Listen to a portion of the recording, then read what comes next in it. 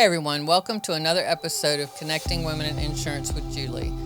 If you will, please like and subscribe on your favorite podcast platform so you don't miss any episodes. For those of you in the flood space, you will be very familiar with today's guest. For those of you who are not, you are going to love getting to know Miss Catherine Pollard. So grab a glass of tea or a cup of coffee, sit back, relax, and enjoy the podcast. Joining me today is Miss Catherine Pollard. She is the Senior Executive Consultant at Taurus. Hey, Catherine, how are you doing today? Great, Julie. Thank you for having me. Oh, I'm so excited. So excited. So tell me a little bit about your day-to-day at Taurus and personally what you do every day. Every day. Every day. Allegedly, I'm semi-retired, so I should be, doing more. But I'm having the time of my life. That is awesome. It's a role that allows me to take, from the various things that I've done in the past, and I do some project on IT projects, process improvements, Nice. just whatever. As well as we're doing some business development, client relations, vendor relations, just a little bit of this, a little bit of that. It's kind of nothing to keep you from getting bored. It's like I love you that. just kind of jump around, and I get to do some fun things. And then on a personal level, I block off my calendar for every Thursday afternoon I get to spend with my grandchildren. I How have three wonderful. beautiful grandchildren, two middle schoolers and a grammar school, a boy and two girls. And so we get to spend Thursday afternoons together, and that's our time. So Oh, it's that's a fun. lot of fun, a lot of Those are fun. good So ages. yeah. Those are really And good then ages. I've got my plants. I got too many plants. It's one of those things that I just can't like give up if it's looks like it's dying or something. I can't give it up. I just have to try to bring it back. So and I take the tomato slice that has all the seeds in it, Mm-hmm. and I plant it, and my husband's like, "You've got to stop with this obsession of planting. Planting. We've got just too many plants." But anyway, it's Well, fun. there's a nursery up the road from me, and the woman that owns it she's pretty incredible. She was mounted patrol and different things. But I'll say to my daughter, my youngest daughter, I'll be like, hey, let's run up to Jessica's and get some plants. And one day she just deadpanned me and was like, for what? To put them on death row? I'm like, I beg your pardon. I water them occasionally. They're fine. Occasionally, yeah, yeah, But yes, yeah. there's something about you can't let them go. You just No, have to hold on to them. So, what's your favorite plant? oh, I don't know. Basil. Basil, because of the smell. It's one of those that you can cut off a little piece, put it in some water, it'll root, it'll grow. Mm-hmm. It's very one of those immediate satisfaction type plants. Mm-hmm. You And it can tastes you can wonderful. yeah, I love and I basil. do like cooking is another one of my hobbies, and so I do like the basil. I don't know, Yes. but Well, I love that. I excuse me. I had a little garden a couple years ago, and then we let the chickens out. I didn't have a garden after that. no, And I didn't think about it. I was just like, "What happened?" And then, oh crap! I let the chickens out. But anyway, so how did you how did you end up in insurance? Was that something you always wanted to do, or did you just kind of uh, happen into it? yeah, my husband and I, we moved to Florida for his job. He's retired from Honeywell, an engineer from Honeywell. So, but he was moving. We were moving down to Florida Mm-hmm. to do, his job at Honeywell, and our our oldest daughter, she was like, I want to go to big girl school. So, okay, it's time for mom to restart. my career. And so, you kind of just don't know anybody in Florida. You don't know anything. You just, and I happen to be in the hotbed of flood insurance in the Tampa, St. Pete area, so I answered an ad, and 30 something years later, here I am. You start out doing fun things in flood, learning all about it, and was at a company that was part of their thing, is to learn all about flood, and that's their major product line. Right. And so I learned the various aspects. So I did underwriting. I did you know marketing. Mm. I did eventually did claims. Even though I hung garlic as much as possible whenever they mentioned claims, was just always something I didn't want to do.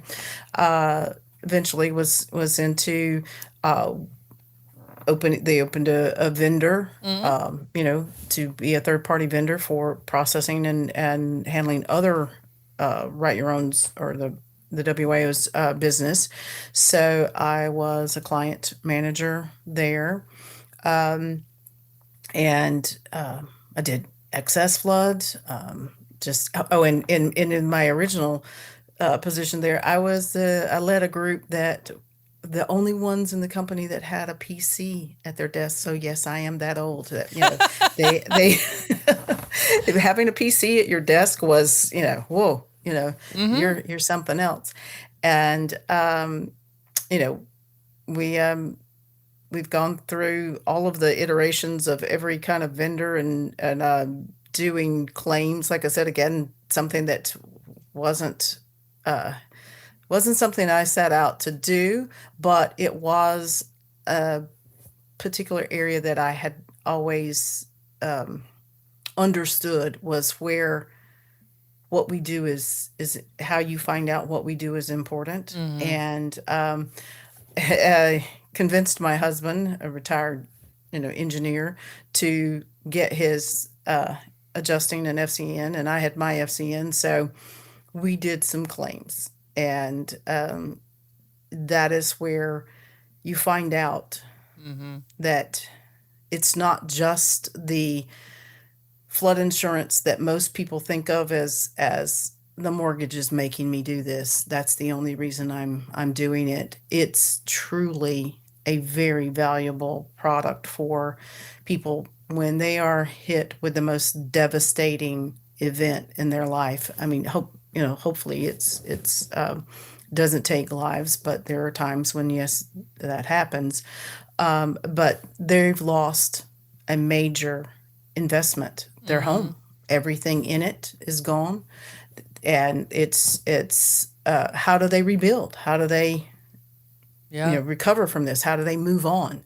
And flood insurance is where you know they can start that process, and can start that process faster than waiting for all of the handouts, and the hoping that the Mm-hmm. applications are approved, and that the federal disaster gets approved. I mean, it's not even always Right. something that's available, just because it has to be presidentially declared and as a disaster. So for them to get the handout, which is also as we know, a small business administration loan that has to be repaid.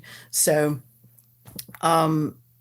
it's flood insurance is very valuable, and all through my career, as I've moved from position to position, it's flood insurance has been the basis of it. And in this last iteration here of my life, coming back to Taurus, where I was able to work on the basis of the system, getting it up and running, getting our approval by FEMA to be a vendor, getting contracts, and moving forward with getting it into what it is today, and helping to make it better.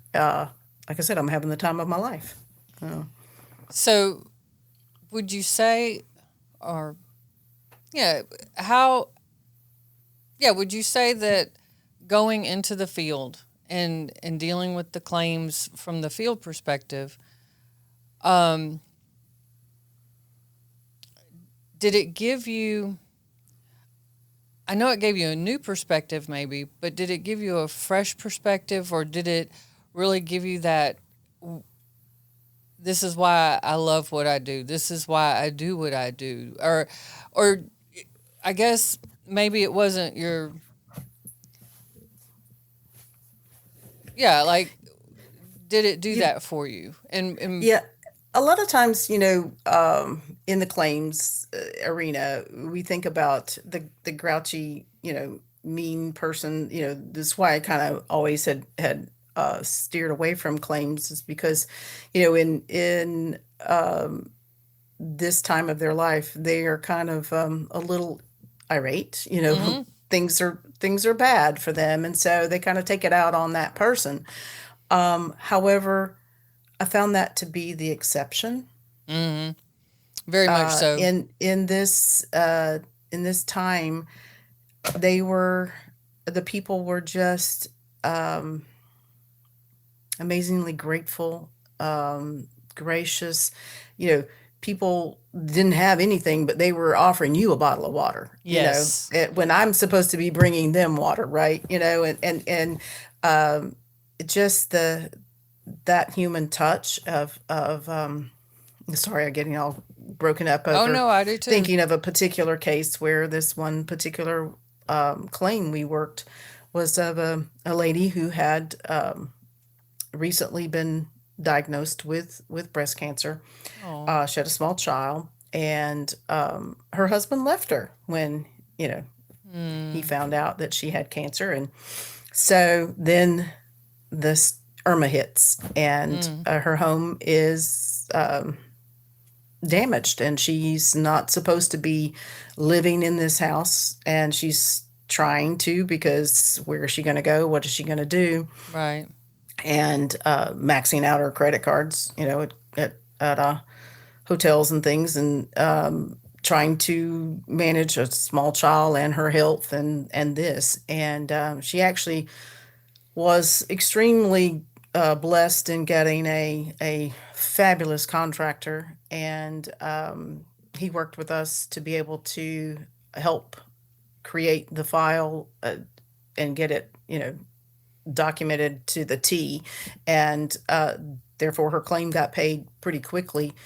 And you know, she sent a very sweet email along with pictures that her home was, restored and back, and she was looking forward to the coming Thanksgiving season to be able to, have Thanksgiving in her home with her child, and it, repaired and her able to live, and that she had gotten some health, good news on that as well. So those are the things that stay with you. I mean, that's been since Irma, so that's a long time ago, and it was still stays. Sorry, stays with you Mm-hmm. from No, there. you know. I get it. There are those that I've talked with that if I were to tell you, I would start crying again too. Yeah, That I you, know, and and I sat on they the phone just and cried with them. Like, I mean, I don't know what else to do. mhm, And I, yeah. I know people might say that's not professional, but Well, you're you, human, yeah, and you can't not. Like, you can't not connect with people on a mm-hmm. human level. If you can do that, a little bit worried about you, Right. so. But how blessed are you and your husband that you were able to really step in and help someone who needed you? That's a that's an honor. Yeah. I mean, It and was. It's truly an honor, and like I said, gave me a whole new thought process about what I do. mm-hmm, Because before it's just a job. I've right. run operations for a large company, and yeah, you do, but it's nothing, nothing except for those people and the impact on their lives, Mm-hmm. and getting them back in a safe and livable home, and Mm-hmm. that's what we're here for, Right. I right? love that you experienced that because I do know that made you so much better at a job that you were already excellent at. So Well, thank you. I think that's That's amazing. Um, who who was or is the biggest influence in your life personally and professionally, and why? you know it has to be that it's both personally and professionally this the same, and it's my parents. Yeah. um they were children of the Depression, Right. and learned very early in life that you work or you don't eat, right? Mm-hmm. And obviously eating is one of my Important. favorite things to do. So there's they taught us, there were four of us, that despite whatever circumstances, you know you kept going, you keep doing, Mm-hmm. you always know that there's, or they keep believing better days are ahead. Mm-hmm. And the you know we were raised on a farm. Mm-hmm. My dad had dairy cows, and he did a lot of stuff with bringing in irrigation into our county. The first one, he did Right. um, all this feeding cows things to make their like Hostess Twinkies, the day old bread, and the old, and it would be so funny to see a cow sitting out there in the, the uh, feed trough with, like strawberry, filling around her mouth and stuff. But it increased the butter fat of the Right. milk. And so he won all these awards for butter fat. And then there's my mom who, four kids, Mm-hmm. and has a poultry farm where, she supplied the eggs for the local grocery stores, all the Mm-hmm. restaurants, and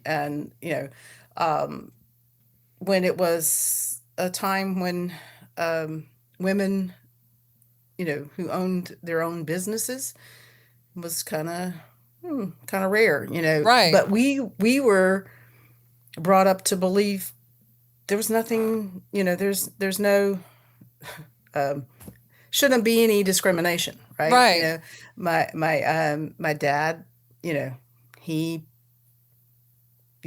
promoted us and pushed us and did, just like he did for our brother. Mm-hmm. And so you get out into the real world and you find, wait a minute, I'm being held back here. Right. Why? Just because I'm a woman, but you just keep on trucking, Mm-hmm. and you keep going through, and that's part of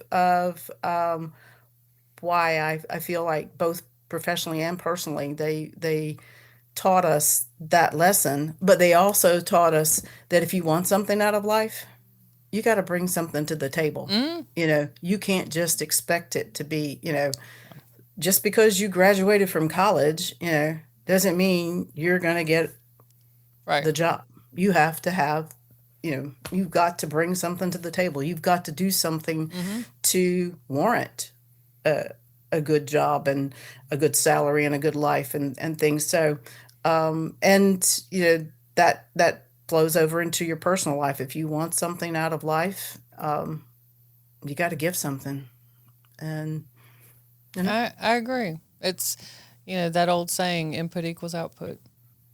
I love so that. So did yeah. you guys milk the cows and go collect eggs? Hmm. Yeah, yeah. That was, when all of the help wanted, got Christmas and vacations and things like that. Guess who got it? We did it. Yeah, it's And not easy work. right, Like I right, mean, and people think, oh, no, that's hard work. it's a 24/7, Mm-hmm. 52. It's there's no slacking off just because you don't want to. It's it was hard work, and I would not trade it for, Mm-mm. any of the other experiences that my friends have had, where they've kind of had they got to go all over Europe and be, do their exchange student, type. Yeah, I appreciate their experiences and Mm. enjoy hearing about them. But I think my life was, I sometimes, wake up and wonder, what did I do to get so blessed to have had the parents that I have, to have the husband that I have, the children that I have, and the grandchildren, it's in the family, my sisters and my brother, and, the things that, um, my my nephews and nieces and all of the fun folks that we have in our family. I'm truly blessed. I don't know. That's awesome. There've been a couple of people on here before that said that they waited tables, and I've waited tables. That was one of my first jobs, and I have I'd always end up in said jail. I've always said everyone should wait tables at least 3 solid weeks, and you should wait tables in like your just regular diner or whatever, and then a high end place. Like you need to experience both atmospheres, but I also think it would be really great if everybody had to muck stalls and take care of, the farm animals for a week or so, because you're right. Like they depend on you. You have to get up it doesn't matter if you don't feel good. It doesn't matter if you're tired. It doesn't matter if you were up all night with babies being born in the field or whatever. You still have to get up and do what you've got to do because they're on a schedule and they're expecting you to be. So I do think you're right. It sets you up when you do stuff like that as a kid or growing up. It sets you up that to show up and to bring that to wherever you go. And growing up, I always had animals, but it was hard for me to understand people that like didn't do what they were told to do at a job. I'm like, well, why wouldn't you do that? The job, you've got to do this so the next person can do their step. And I never understood that, but I agree. I think you had an amazing experience growing up, and I think that's wonderful. I love that. Um, okay, so what advice would you give to women listening who want to move up or advance in their career, no matter what industry they're in? Listen to your instincts. No, go for something that makes you happy. Just because this particular industry over here pays more or whatever, if you hate it, you're gonna hate it, no matter what they're, what the opportunities are, whatever. Um, I've never been a proponent of this, bloom where you're planted. No, plant me where I can thrive, right? So, putting people in the right job, in the right atmosphere, um, because life's too short. It's just going to be just too short to make mistakes that big, with a career that you absolutely just hate. Um, do something that you enjoy, do something fun, and then just keep, don't listen to the naysayers. You know, um, if I'd listened to the naysayers, I probably, uh, I don't know what I'd be doing, but it wouldn't, wouldn't be in this job, and you know, they told us we couldn't get approved by FEMA to be a vendor, that we couldn't create a system that would work, that would be better than what was out there. So, you know, the worst, my husband has learned, the one thing that you tell me that, is tell me I can't do something, and I'm going to, if I just die trying, if I don't prove you wrong in a hurry, it's gonna be, uh, I'm just that stubborn, right? So, be stubborn, go for something that you like, and don't listen to the naysayers. I love that. I love that. Okay, so we're gonna do some fun questions. All right, you mentioned this earlier a little bit, the cooking, but what is your favorite hobby or pastime? Favorite. I love to cook. It is a my stress relief. You can take out a lot of aggression on chopping up an onion or some celery or something. You can just really Mm-hmm. pretend that that person is getting that. So I guess cooking. I do cook. I do baking as well. Oh, fun fact! Mm, At one of the places, I won the best apple pie come contest. on down. Yeah, I got the blue ribbon. It was a blind taste test, so it wasn't rigged just because I was, you know, the boss or whatever at that place. It was a lot of people, a lot of divisions of that company. There were 17 entries. I still got my little blue ribbon that. So Nice. yeah, So like a Dutch apple or a crumb top or a just lattice the two regular old pie crust. grandma's apple pie, with the two crusts and Granny Smith apples. So Nice. yeah. My But youngest makes an apple pie and she uses cinnamon rolls for the ooh, crust. that sounds yummy. I have to send you the recipe because I mean, Please. it's basic. I think it's basic apple pie, but you roll out the cinnamon rolls real thin and you make the crust. It's a fan favorite. I can imagine. There is the truth about the mint and the cinnamon. So, it's anytime I bring out the cinnamon, uh, my husband's like, okay, what's the thing on the honeydew list that you need done? Um, That's funny. Okay, so if if you were a kitchen appliance or an office supply, what would you be and why? my KitchenAid mixer. All right. Why? Yeah. You can take a lot of things and put them together to make something good, you know? There you go. So, taking a lot of components from like I said, doing the job the time of my life job right now because you can take a lot of components and you mix it all together and you've made it into something fun. You know, uh, even impersonally with the grandkids, you've got, you know, let's go do a walk in the park and pick up, leaves or rocks or whatever, and Mm-hmm. and then um, the different fun things. So yeah, I think that. I love that, and I can see that. Okay. Oh, what is your biggest pet peeve? I'm sorry, Well, I'm sorry. What is your biggest pet peeve? lying. Ah, yeah, Hmm. I'm big on that. Like, Yeah, don't. don't lie to me. Mm-mm. I Mm, may not like the truth, but don't lie to me. I yeah, agree. yeah. I agree. Um. Okay, if you could master any skill, what would it be and why? Mm. Playing a musical instrument. Which one? I can't decide between a piano or a violin. You know,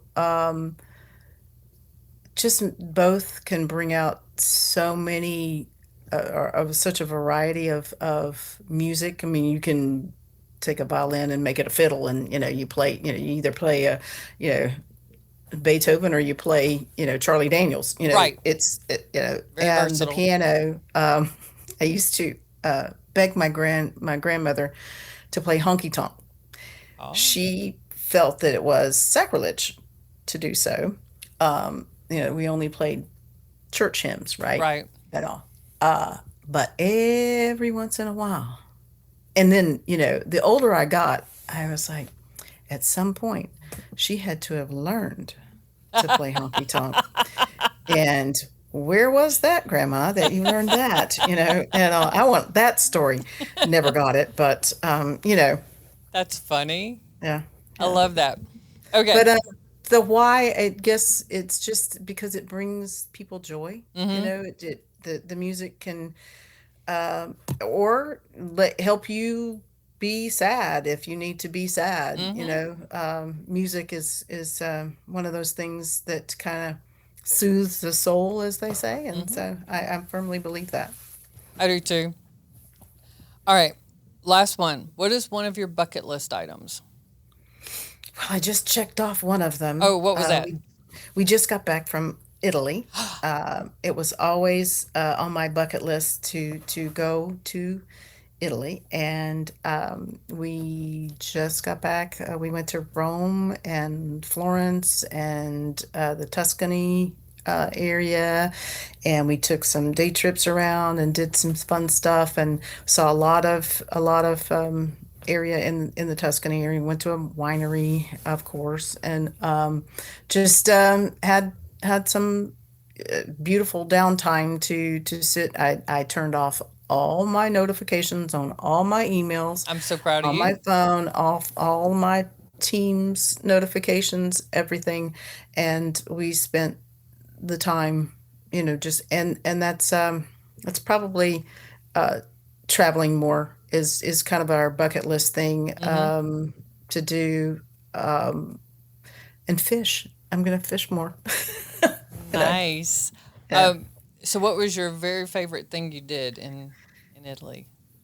It's the weirdest thing. On a whim, Mm-hmm. we took a golf cart, a sunset golf cart tour through Rome. Nice. And our tour guide took us, um, yes, he drove really fast and scared me to death, but um, to places that were not so crowded so that we could see, you know, different sites. So, like a place that we got to get some great pictures of the Colosseum all lit up at night, and just beautiful, beautiful spots that we got pictures that there weren't 500 people in your picture, Right. right? And then one of the places was the Orange Garden, and it was absolutely gorgeous, beautiful sunset. Just one, and it was really pretty and all. And yeah, the next day we got up and went on the walking tour, and 6 miles Right. of walking all over Rome, and seeing the steps and all that, and the fountain and all. But being able to get the sunset view, and some quiet places that were just not something that everybody was going to show you, Mm-hmm. I highly recommend that tour. That sounds amazing. I've always wanted to go to Italy, and I said if I ever did, I would love to go like down a back road and Oh, meet a family and break bread, and we don't even have to speak. They don't have to speak English, whatever. Just cook with them and eat with them and spend the day with them.